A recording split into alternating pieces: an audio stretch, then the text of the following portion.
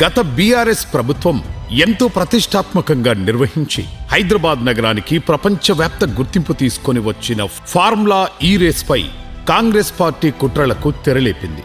ఈ నేపథ్యంలో అసలు ఈ ఫార్ములా ఈ రేస్ అంటే ఏంటి, ఫార్ములా ఈ రేస్ ని హైదరాబాద్లో ఎందుకు నిర్వహించారు, దాని వలన కలిగిన లాభాలు, ఇప్పుడు కాంగ్రెస్ చేస్తున్న విష ప్రచారాల వల్ల కలిగే నష్టాలను ప్రతి తెలంగాణ బిడ్డ తెలుసుకోవాల్సిన అవసరం ఉంది.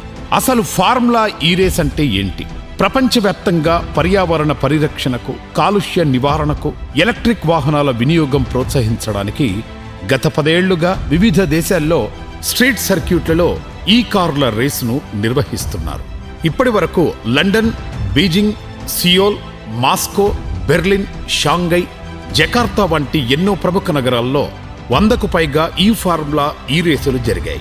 ఈ పోటీల వల్ల కలిగే లాభాల విషయానికొస్తే ఫార్ములా ఈ రేస్ జరిగిన ప్రదేశాలలో ఎలక్ట్రిక్ వాహనాల వినియోగం 700% పైగా పెరిగింది.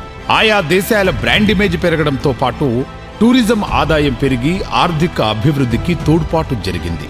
పలు సీజన్లలో 50 కోట్ల మంది ఈ ఫార్ములా ఈ రేస్ పోటీలను వీక్షించారు.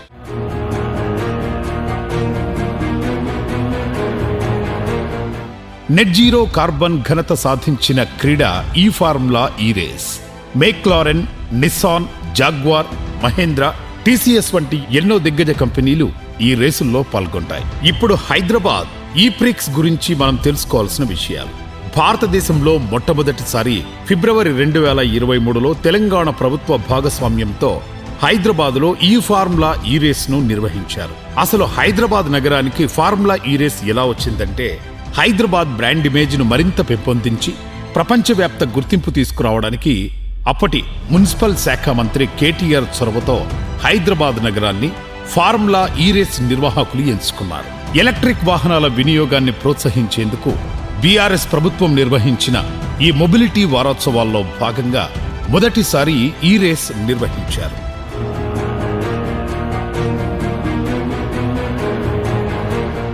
రాబోయే రోజుల్లో మరిన్ని రేసులు నిర్వహించేందుకు ఫార్ములా ఈ యాజమాన్యంతో తెలంగాణ ప్రభుత్వం దీర్ఘకాలిక ఒప్పందం చేసుకుంది.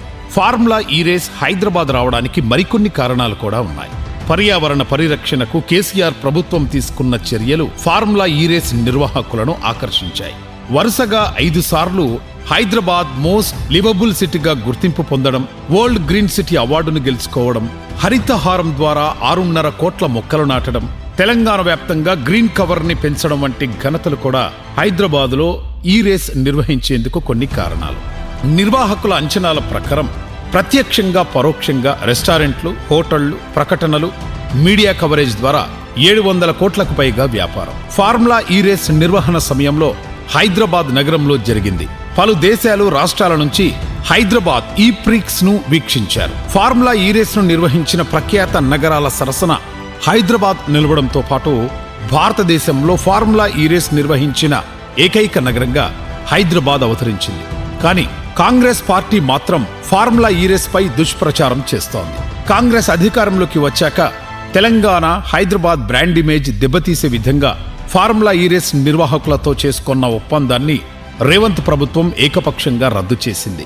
ఫార్ములా ఈ వంటి ప్రపంచ ప్రఖ్యాత బ్రాండ్తో రేవంత్ ప్రభుత్వం వ్యవహరించిన తీరుతో తెలంగాణ రాష్ట్ర కీర్తి ప్రతిష్టలు మసకబారాయి.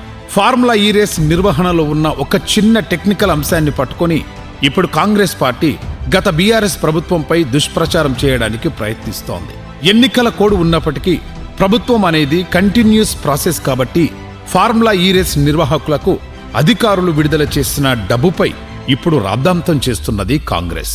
ఇలా రాష్ట్ర ప్రభుత్వ భాగస్వామ్యంతో స్పోర్టింగ్ ఈవెంట్లు జరపడం ఇదేమీ మొదటిసారేం కాదు. ఇతర రాష్ట్రాలలో ప్రభుత్వ సహకారంతో జరిగిన కొన్ని స్పోర్టింగ్ ఈవెంట్లను చూద్దాం. 30 కోట్ల రూపాయల ఖర్చుతో తమిళనాడులో ఫార్ములా 4 నైట్ స్ట్రీట్ రేసింగ్ జరిగింది.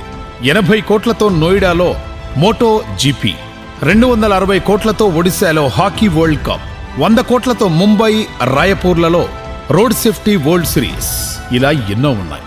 కానీ ఇప్పుడు కాంగ్రెస్ తీసుకుంటున్న అనాలోచిత చర్యల వల్ల పలు నష్టాలు జరిగే అవకాశం ఉంది. కాంగ్రెస్ తీరు ఇలాగే కొనసాగితే ప్రపంచంలో పేరు మోపిన బ్రాండ్లేవి తెలంగాణ ప్రభుత్వంతో ఒప్పందం చేసుకోవడానికి వెనకడుగుతాయి. ఫార్ములా ఈ రేస్ నిర్వహణపై ఇప్పుడు కాంగ్రెస్ ప్రభుత్వం కేసు వేస్తే అనవసర కోర్టు చిక్కుల్లోకి ఫార్ములా ఈ వారిని లాగినట్టవుతోంది. పెట్టుబడిదారులు, బడా బ్రాండ్లు, పెద్ద పారిశ్రామికవేత్తల పట్ల భయానక వాతావరణం ఏర్పడే అవకాశం కూడా ఉంటుంది. ఇలాంటి చిల్లర ప్రయత్నాలను రేవంత్ ఇప్పటికైనా మానుకుంటే రాష్ట్ర భవిష్యత్తుకు మంచిది.